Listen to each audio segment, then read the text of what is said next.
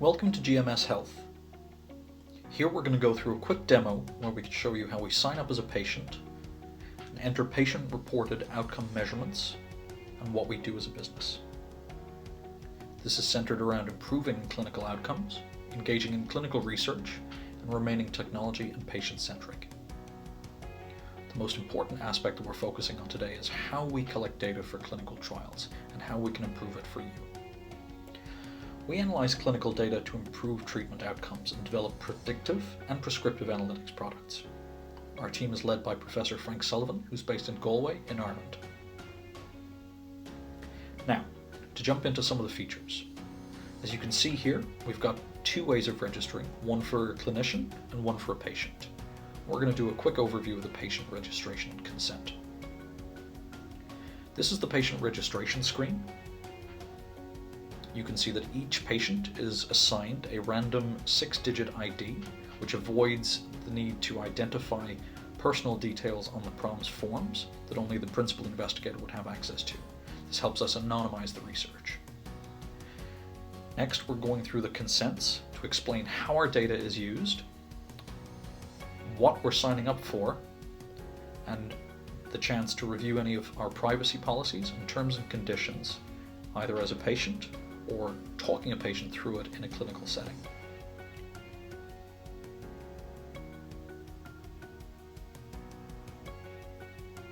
Our privacy policy and terms and conditions are available to review on the website at any time.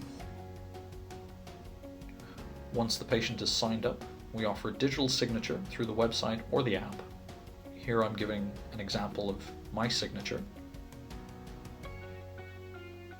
We're entering the signature date, and then of course, to prevent any fake signups, we have reCAPTCHA, which is a validation method that stops spam attacks. Once that is submitted, the patient and the administrator receives an email with their user ID and their password, which they can then use to log into GMS Health and begin entering their patient data without having to identify by name or any clinical reference numbers. Let's go ahead to the login section now and see what's behind that. The patient comes back to the site, enters their username and password. Once they're logged in, they'll be redirected to the forms section. Now you can see our menus have changed slightly up the top once a patient is logged in. So here you can see the different types of PROMS forms that we're collecting, specifically for the nutritional and metabolic health study that we're conducting right now, the EPIC-CP, PORPOISE, RAND fatigue studies. Here we're going to do an example of the nutritional study, so I'm going to refer back to my anonymous patient ID. So it's my record, but I'm not entering any personal or patient details here. Enter my date of birth. And for this particular trial, we've got a couple of different staging points. This one would be a baseline entry.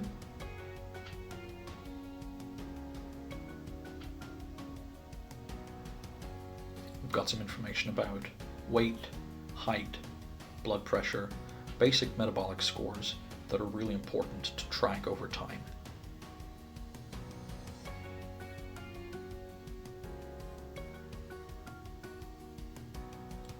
Of course, 100-inch waist circumference would be not ideal. Entering the lab results here, we're just putting in dummy data here.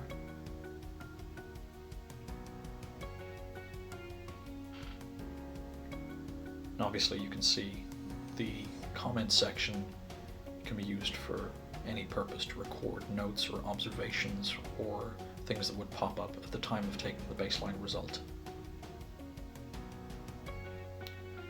We digitally sign these results, enter the date,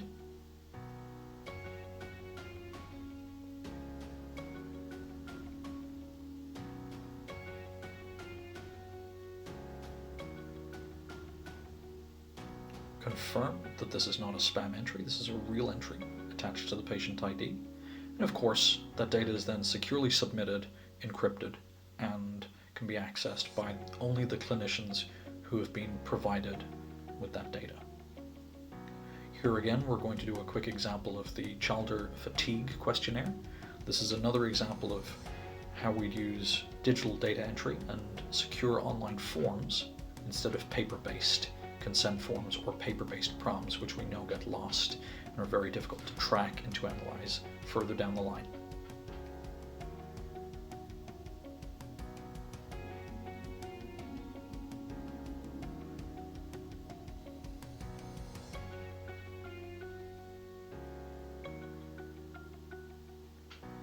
Now we're going to go through some of the other forms. Stick with us if you want to have a look at some examples like the EQ5D5L, another health questionnaire, or feel free to skip through to the next section.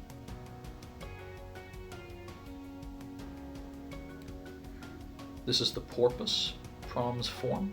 This is Patient-Oriented Prostate Cancer Utility Scales, PORPUS. This is very specific to the prostate cancer dataset that we've been delivering in partnership with a number of academic institutions and industry partners.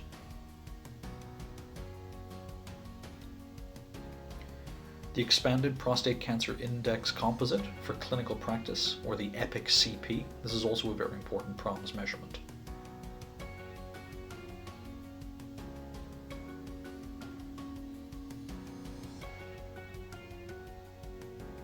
Now it's PROMS measurement like this that we've spent the last decade collecting under Professor Frank Sullivan across 1,500 patients.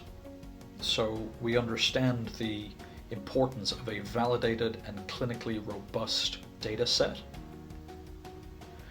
This is why we pay so much attention to how these are being entered and improving the interfaces with which a patient can enter their data, whether that be through our mobile app, through natural language processing, and other advanced AI features such as augmented chat, artificial intelligence, and more intuitive interfaces that really put the patient first. Here we're looking at the clinician's view. So as you can see, the data comes in. This is the one that we've just entered from the nutritional study, a baseline entry. You can print those results, or you can export a CSV file.